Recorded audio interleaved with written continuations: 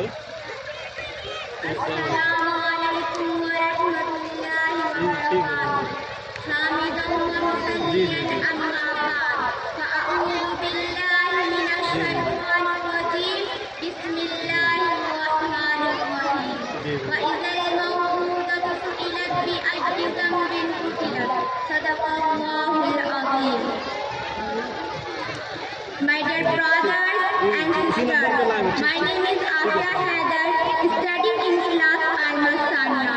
Today I would like to shed light on the topic status of women in Islam. Pray to God that may Allah give me tawfiq to speak right. Amen. My dear brothers and sisters, the status of women was very bad condition before arrival of Islam and the Prophet Muhammad sallallahu alaihi wasallam. The women had no status in the society. They were considered very shameful in the society. If any baby girl was born into their family, they would hide face due to shame. They would feel very sadness.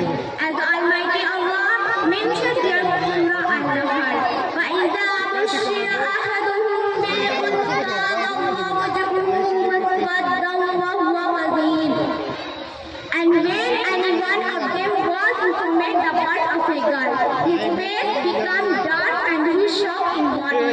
My dear brothers and sisters, it's amazing that woman was not only considered very shameful, but in some tribes, they were derided.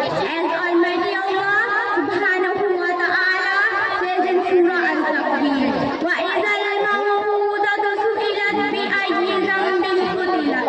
And when a girl who was derided and scared for what she was killed. My dear brothers and sisters, but when the sun Islam arose, Islam prohibited this practice and gave women a good status in the society. As well as Islam devoted